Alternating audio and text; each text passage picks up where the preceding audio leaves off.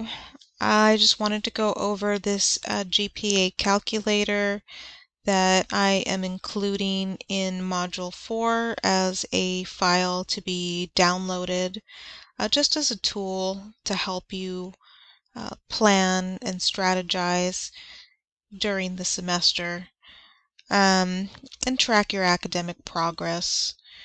And so this spreadsheet, it does have formulas built into it, so we don't want to delete or edit any of these highlighted areas because they all have formulas, and you can see them here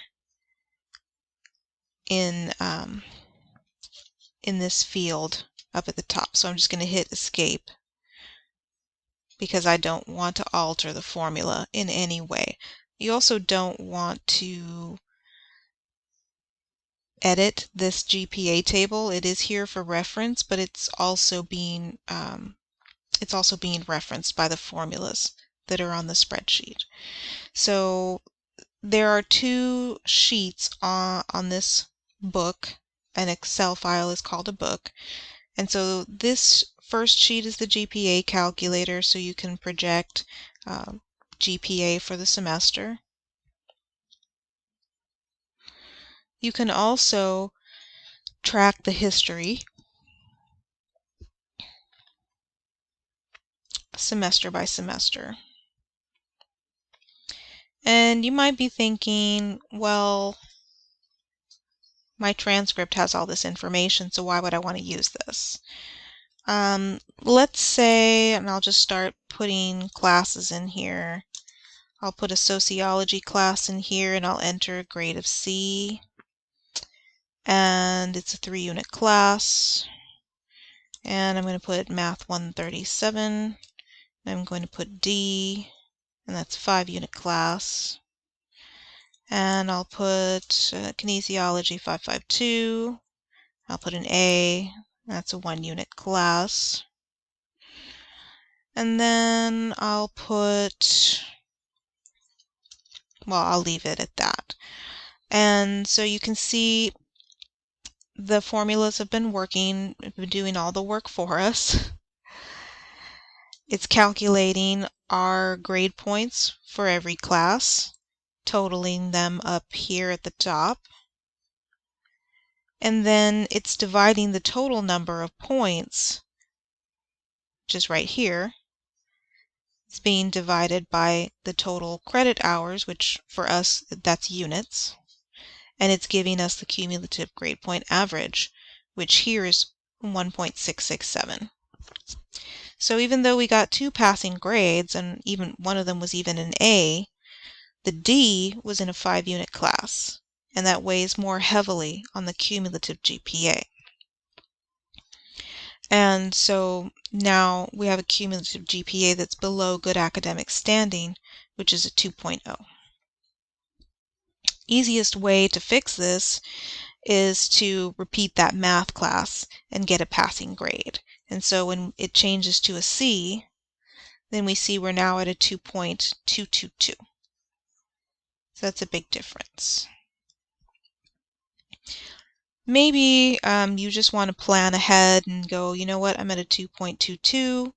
When I look at the classes that I plan to take the next semester, for example, political science, which is a 3-unit class, English 101, which is a 3-unit class, and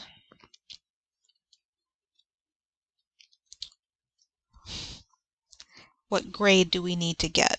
So actually, hold on, let me delete these.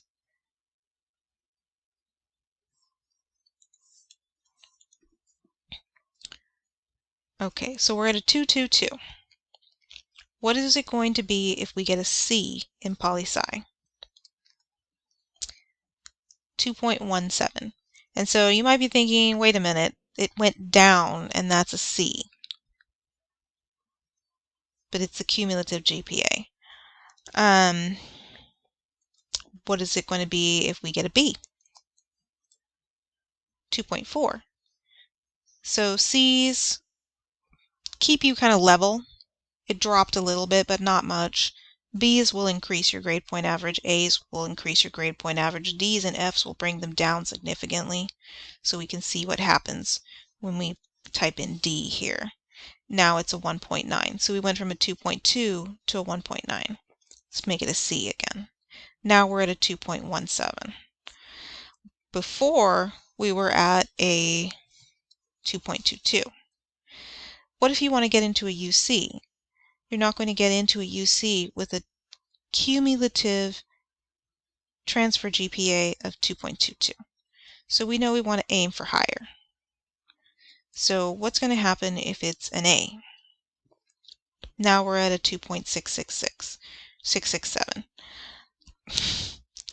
Now we see that's made a significant difference.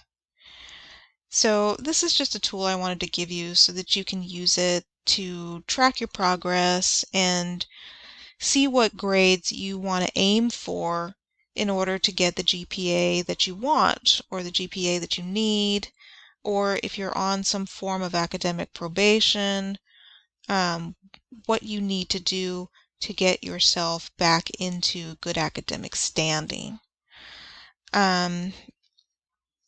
So I hope you find this to be a helpful tool, and it will be available for you to download so that you can use it and use it as a tool to track and project your cumulative grade point average.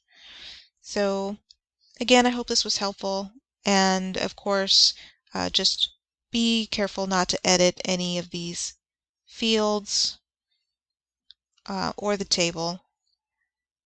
So that this lovely spreadsheet will continue to do all of the work for you. And you will see your semester GPA for each semester as well as your cumulative GPA up at the top.